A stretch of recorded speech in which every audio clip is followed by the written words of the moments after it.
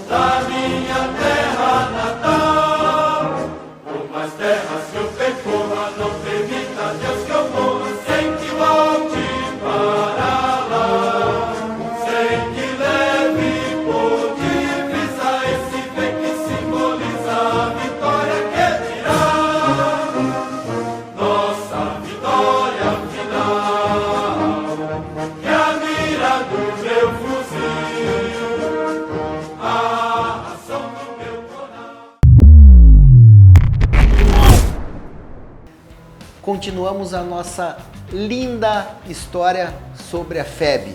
E como não poderia ser diferente, no Guga Guns agora vamos falar sobre as armas. Chegou o grande momento. Coronel, nos dá a honra de apresentar e falar, trocar uma ideia, nos apresentar quais são as principais armas, quais são as histórias inusitadas. Nós sabemos que aqui no acervo existem exemplares magníficos, mas não vamos nos prender a isso, vamos nos prender à história das armas. Quais são as principais armas de fogo utilizadas pelos aliados na Segunda Guerra Mundial, Coronel? Nós temos aqui no museu duas coleções grandes de armas, né? As armas dos aliados e as armas dos países do eixo.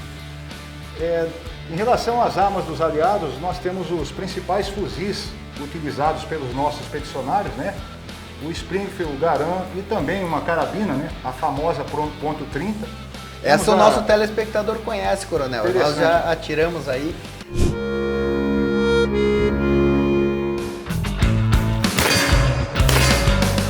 No último episódio, efetuamos alguns uma arma bastante aí. Versátil, né? Leve, um alcance bom, uma precisão excelente. Nós temos também a metralhadora Thompson, né? Que é uma arma espetacular, né? Desde o tempo lá dos gangues, né? Atravessou lá parte da lei seca, depois entrou na... Coronel, inclusive essa metralhadora Thompson, eu acho que a maioria das pessoas conhece uma imagem do cinema, né? Onde tem um gangster.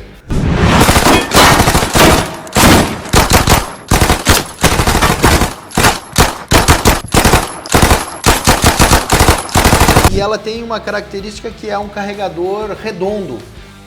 Acredito que uma grande capacidade. Essa arma com esse carregador era utilizado na Segunda Guerra? Na Segunda Guerra foram utilizadas as versões com carregador em fita, né? Para 30 e 40 cartuchos. Então é interessante nós notarmos essas nossas duas coleções. Nós temos, como eu disse, fuzis, metralhadoras de diversos países. E nós temos uma vitrine onde nós procuramos para aqueles que gostam. Vamos falar mais sobre arma, a gente ama arma. Vamos falar sobre armas aqui. Sobre armas longas, então nós tínhamos a M1, nós tínhamos a Springfield, A Springfield ela era de ferrolho, né? Utilizada na Segunda Guerra, né? Sim. Qual que era o calibre da Springfield? Era o 762 mesmo. 762, que é o calibre que é utilizado, inclusive, até hoje, né, Lucas? Teve essa transição já na Segunda Guerra Mundial, que é interessante falar, isso tem tudo a ver com a história das armas, que nós, do Ocidente, tínhamos a tendência de usar calibres grandes, e você tinha tanto na Alemanha quanto a Rússia já fazendo uma transição para médios calibres. Aí o próprio Kalashnikov começou a desenvolver um calibre médio, que foi o 7,62x39, mas não conseguiu entregar para a guerra, né? Mas o pessoal ali já tinha essa tendência e nós aqui insistíamos em usar os grandes calibres. Nós temos grandes metralhadoras também que eram na época utilizadas, nós tínhamos a ponte 50, né, que equivalia a meia polegada, é uma arma utilizada mais para contra aviões, contra blindados, contra viaturas. E em relação a calibre, o alemão também utilizava muito o 792, né? Que era o calibre da Lurdinha, né? A famosa MG42 que está lá na parte do eixo. A ponto .50 era uma das armas antiaéreas utilizadas pelos aliados, mas também tinha a ponto .20 que era utilizada, coronel? Não, a arma que, vamos dizer assim, essa designação de ponto, milímetro, polegada, às vezes confunde a cabeça das pessoas, porque são coisas diferentes. Então, por exemplo, se você pegar a ponto .30 ela é a 762. Só que a designação é diferente. 7,62 milímetros equivale a ponto .30 polegadas. Se você dividir ali, você vai ver que vai dar a mesma coisa, tá? Mas em relação a ponto .30, né, nós temos a carabina ponto .30, que a munição dela é muito semelhante à munição de um revólver convencional, né? Não é aquela munição típica do fuzil que é em forma de uma garrafinha, né? Que tem uma carga de pólvora bem maior para ter um alcance bem maior. Nós utilizamos, inclusive, no último programa. Utilizamos no último programa. Não, posso fazer uma pergunta? Pois não. Onde que fica o stand de tiro para a gente testar essas armas? Poxa, aí já tem aqui no museu o stand? Não tem no museu.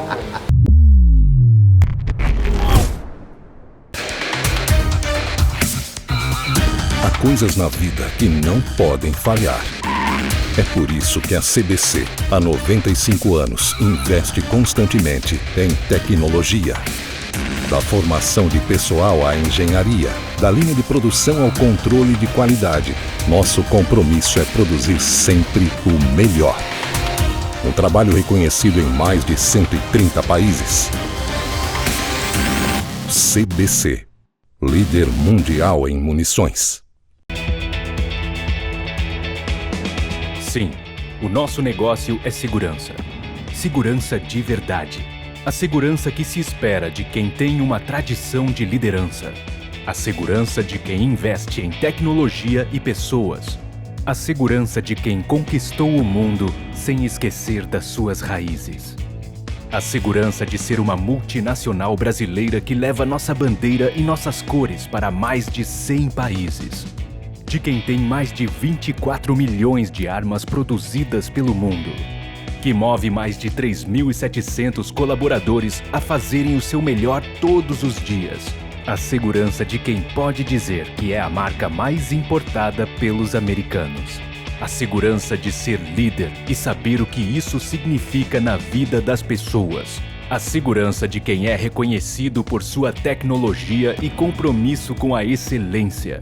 A segurança de quem sabe o que conquistou, de quem lembra o trabalho que deu para chegar até aqui. A segurança de quem tem mais de 80 anos de tradição e que vai enfrentar um futuro feito de desafios. Por isso, é com toda a segurança que podemos dizer: somos tradição, somos inovação, somos Taurus.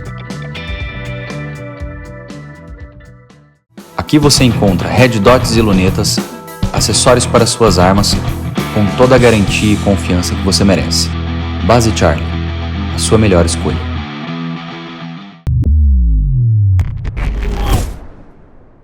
Coronel, não podemos deixar de lado as armas curtas, né? Vocês têm belos exemplares aqui das duas principais armas curtas utilizadas pelos aliados, né? Sim, nós temos aqui exemplares da Colt 45, né, que é uma arma bastante famosa 45 é um calibre bastante potente, né? Um calibre, digamos que pesado para uma pistola. E temos também uma que marcou a época ali da 9mm também, que é a Brown 9mm. Tá? Essas duas pistolas eram basicamente utilizadas por oficiais e sargentos, tá? E empregadas ali praticamente por todos os exércitos aliados. Né? Essa 911 e a High Power, né? Sim. O Brasil chegou a utilizar também revólveres 38 na guerra, né? Tanto o 38 como o revólver 45 também. Revólver 45 também.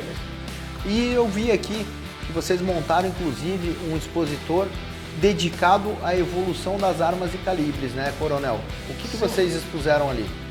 Para aqueles que gostam de comparar uma arma, para aqueles que gostam de verificar como as armas evoluem através dos tempos, nós montamos um expositor com 3 modelos diferentes. Então colocamos um fuzil da época de Canudos, um fuzil da Segunda Guerra e um fuzil recente agora produzido pela nossa Embel, tá? O IA2. E nesse quadro nós podemos encontrar a comparação do peso, do calibre, do alcance, do funcionamento de cada uma dessas armas. Então nós percebemos, por exemplo, que em relação ao peso reduziu, o calibre também reduziu, tá? Porque quando você reduz o calibre, de certa forma você reduz o peso da arma também, né? Logicamente é uma arma menos potente para lançar um projetil um pouco a uma distância menor, né? Certo? E também o automatismo da arma. A arma ganhou muito em automatismo. Então, enquanto que uma arma ali da Segunda Guerra, quando com ação manual, o sujeito conseguia ali dar 12, 15 tiros por minuto, uma arma automática ele já consegue dar 50, 60 tiros por minuto e até mais, né? Dependendo do funcionamento da arma, né? Então, essa comparação de peso, calibre, alcance e a precisão também, né? Logicamente, as armas mais modernas têm os aparelhos de pontaria, alça e massa de mira mais sofisticados, facilitando a vida do atirador. O museu aqui é muito feliz aí em mostrar a história, tem exemplares do M1 Garand, que é semiautomático, tem da carabina M1, que também é semiautomática, mas também tem dos Springfields de ferrolho, tem os Mausers também, né? Antigos também de ferrolho. Então, todas essas armas foram utilizadas pelos aliados, mas também tem um setor destinado às armas do eixo. E tem armas ali com uma história muito inusitada, né? Nós temos ali exemplares, não poderia ser diferente. Sabe o que eu tô pensando, né? Era isso que eu ia falar, tava dando a deixa pra você. Qual é uma das armas que tem aí? Pra mim tinha que ter só a Luger. Só a Luger tava lá, certo? Não, mas além da Luger, nós temos também, vamos falar agora das armas do eixo, né? Então nós temos a Luger, temos a Walther, que é uma pistola bastante famosa também, um mecanismo muito perfeito, né, para funcionamento.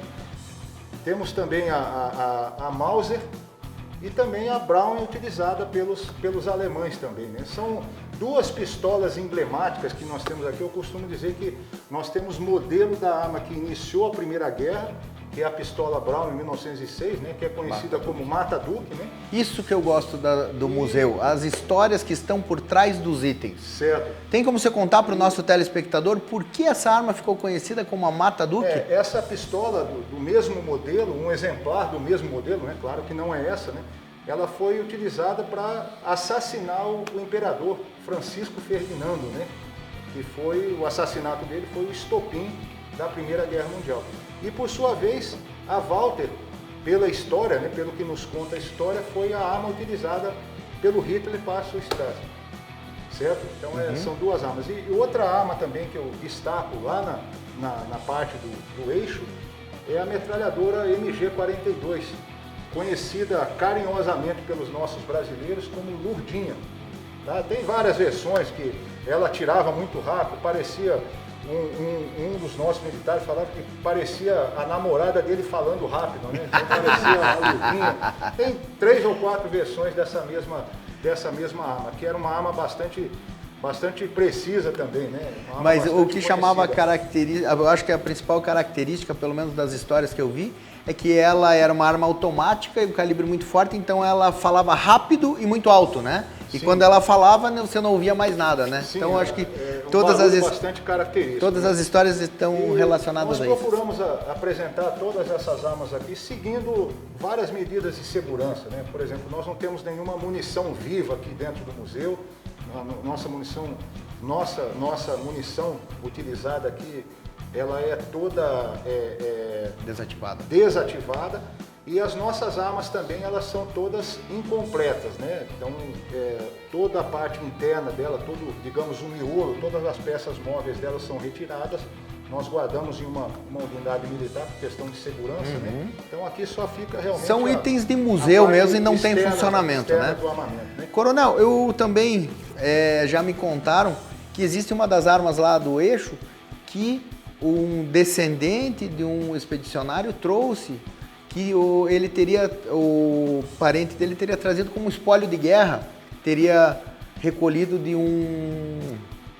um soldado do eixo. Existem itens assim interessantes com essa peculiaridade, né? Nas fichas de doação das armas são sempre que possível, né? A faixa de tempo é muito grande. Sempre que possível nós registramos a origem da arma, como que aquela pessoa conseguiu essa arma, como que nos trouxe a arma e tal. Às vezes a pessoa, acontece de um descendente de expedicionário surpreender-se, não, eu abri o guarda-roupa do meu avô, depois que ele faleceu, eu achei essa arma, a pessoa nos traz a arma. Aí nós pegamos a arma, fazemos um estudo da arma, registramos a arma no sistema, né? Todas as armas nossas são registradas no sistema, né? Nós temos o mesmo papel de um colecionador aqui, né? O museu não deixa de ser um colecionador de objetos, né? Mas por se tratar de arma, elas estão todas no SINAR, né? E aí tem algumas histórias, como essa que você falou, de um expedicionário que encontrou um alemão, já estava falecido, né? E pegou a arma dele, guardou a arma para ele e tal, estava no campo de batalha ali, já falecido. É muito interessante, muito legal. Para quem gosta de armamento, para quem gosta da Segunda Guerra, não perca a oportunidade de conhecer o acervo aqui do museu. E não se limita a esses itens pequenos. Agora eu gostaria de perguntar se você pode nos apresentar os veículos que vocês têm aqui e principalmente a aeronave que nós temos aqui, que é famosa, todo mundo que vem a Curitiba sabe que a Praça do Expedicionário tem uma aeronave lindíssima. E nós vamos mostrar para você agora. Venha conosco.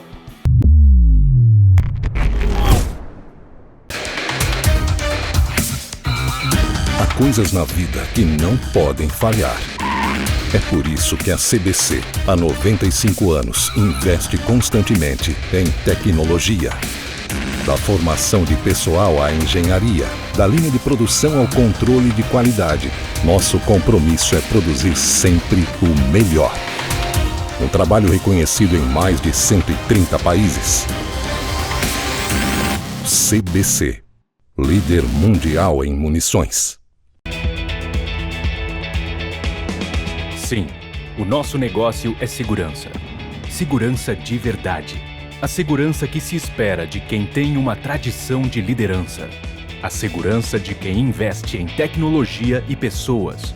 A segurança de quem conquistou o mundo sem esquecer das suas raízes.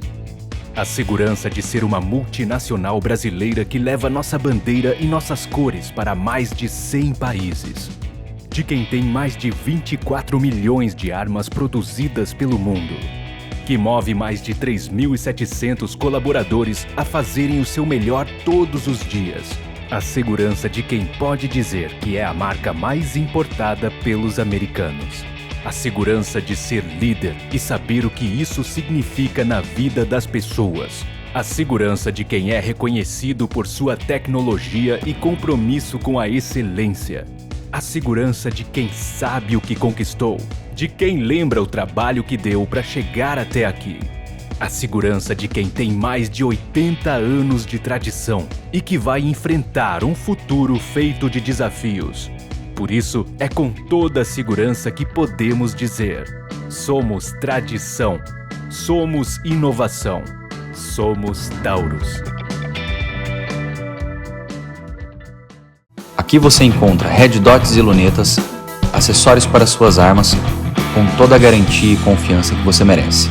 Base Charlie, a sua melhor escolha.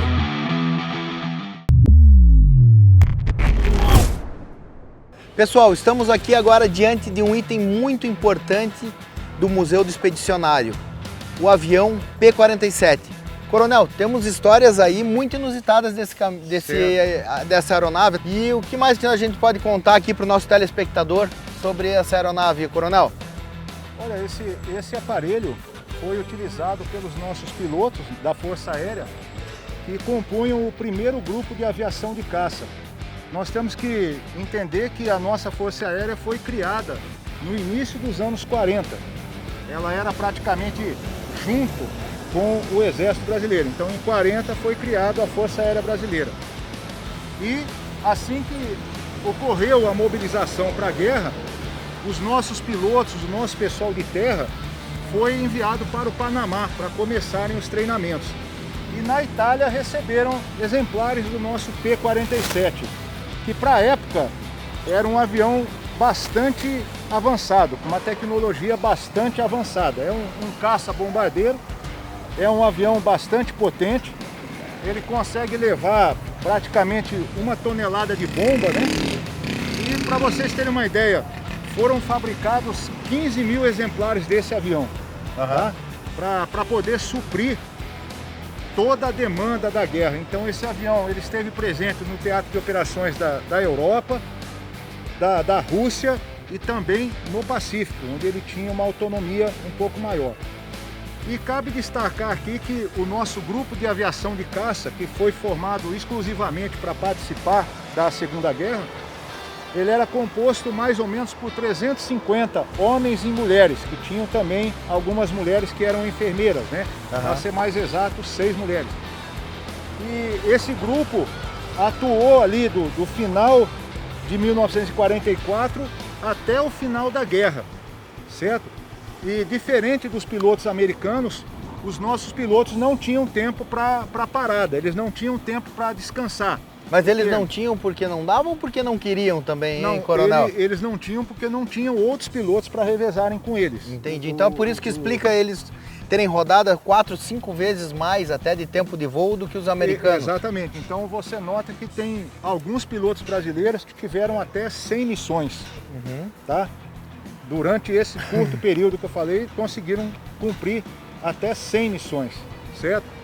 E na época, o papel do grupo de aviação de caça, ele foi reconhecido pelo comando da aviação dos aliados. Eles têm também algumas menções honrosas pelo trabalho que eles executaram. Quando nós olhamos os resultados alcançados pelo nosso grupo em relação aos outros grupos que combatiam também naquela frente italiana, os números dos nossos pilotos são bastante significativos em relação aos outros grupos dos países aliados. Um dos motivos é esse que nós falamos, né? Que eles não tinham com quem revezar. Eles começaram a guerra e terminaram a guerra. Eram cerca de 40 pilotos. Mas também existem alguns românticos aí que contam que os nossos expedicionários aqui da Força Aérea, eles estavam acostumados a operar aviões aqui com uma tecnologia muito inferior, né? E quando se depararam com essas verdadeiras máquinas de guerra, se apaixonaram e não queriam sair ali de cima. Certo. É interessante também, como eu falei no início da nossa conversa, que a tecnologia empregada na fabricação desse avião era muito superior àquela média da época, né? Os nossos pilotos eram formados aqui no Brasil com aeronaves bem mais simples, né? Ou aeroclubes, ou até mesmo na Força Aérea, ou até mesmo na aviação do Exército que existia. Eram máquinas mais simples. Esse avião já estava bastante adaptado para as demandas de combate, né? Então realmente era uma máquina bastante superior. E uma das histórias, eu acho, que vem justamente confirmar essa paixão, esse romancismo aí dos expedicionários, é justamente a história de como esse avião chega aqui, não é, Coronel? Certo. Dizem que no final da guerra, o exército norte-americano cedeu e presenteou o exército brasileiro com as aeronaves que eles haviam utilizado. E em determinado momento falaram em colocar nos navios para trazer para o Brasil e diz que os pilotos falaram negativo, ninguém vai colocar a aeronave em navio, eu vou tocando. É isso mesmo, Coronel? É exatamente isso que aconteceu. Eles vieram voando da Europa para o Brasil. Claro que passando ali pela África para encurtar um pouco o caminho de volta, né? Mas existem páginas bastante heróicas das ações desses pilotos no front ali italiano, tá? E cabe destacar aos senhores que esse avião completou agora em 2019 50 anos que ele está aqui na praça, tá? Então ele sofre uma manutenção a cada 3 anos, 4 anos, ele sofre uma manutenção completa. Toda a pintura é lixada, raspada, é aplicada uma nova pintura e é aplicado um verniz. É interessante notar que ele sofre com essa poluição normal dos carros, da atmosfera, a chuva ácida. Então manter uma peça dessa fora de um hangar é uma coisa bastante complicada, mas é uma peça magnífica, está em muito bom estado de conservação. O Certo? Museu do Expedicionário, além dessa peça, que sem dúvida é a principal atração, que é um monumento aqui cultural da cidade de Curitiba, né? É um ponto turístico aqui da nossa cidade. Nós temos lá dentro também uma sala toda dedicada à Força Aérea Brasileira, muito rica em detalhes, em mapas e em histórias, né, Coronel? Sim. É interessante, nós dedicamos aqui no nosso museu não só a parte da Força Terrestre, né, mas nós temos a sala também da Marinha de Guerra e temos a sala também da Força Aérea, que todos juntos desempenharam um papel muito importante naquela força que nós enviamos do Brasil para combater na Europa, cada um com a sua missão específica. Coronel, gostaria de finalizar nosso programa, finalizar esses 2 episódios que nós gravamos aqui com vocês, dedicados ao Museu do Expedicionário. Muitíssimo obrigado por permitir que nós levássemos o nosso telespectador para dentro do museu. Muito obrigado. Fica aqui o nosso encarecido agradecimento em nome não só do Guga Guns, mas aqui como cidadão brasileiro. Muito obrigado, Aramis. Muito obrigado pelo que vocês fazem pela história do nosso país. Não deixem a história dos nossos heróis morrerem. Mantenham dessa forma. E eu convido você para vir, venha, saia de casa. Hoje é domingo, venha, pegue sua família, venha para o Museu do Expedicionário. Acenda dentro do teu filho a sede por cultura, a sede por história e a sede por valorizar os heróis da nossa terra, os heróis brasileiros. Aramis, muito obrigado. Lucas, Rafa, professor, querem dar alguma palavra de agradecimento aqui aos expedicionários? Agradecimento pela recepção do Museu da Legião, primeira coisa, e evidentemente agradecimentos eternos, né? Cobras fumantes, eterna é a sua vitória. Literalmente os heróis, os verdadeiros heróis. Vale muito a pena, venham pra cá. Pessoal, espero que tenham gostado e a nossa história não acaba aqui. Semana que vem tem mais. Obrigado!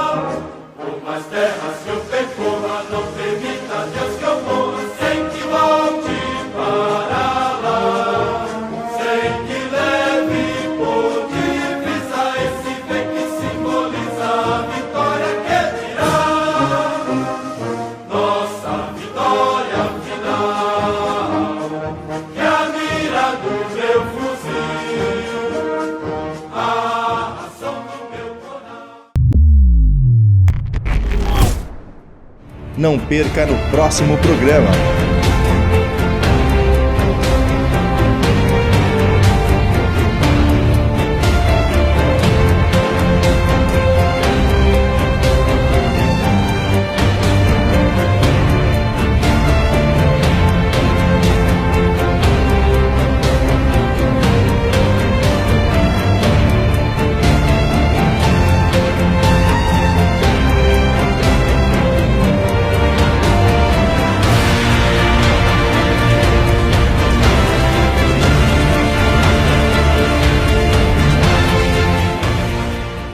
Guga Guns, oferecimento Taurus, compromisso com a excelência. CBC, líder mundial em munições. T4 Acessórios, tudo para o seu fuzil. Base Charlie, sua satisfação e garantia em primeiro lugar. EDSC Cofres, itens para a segurança do seu armamento.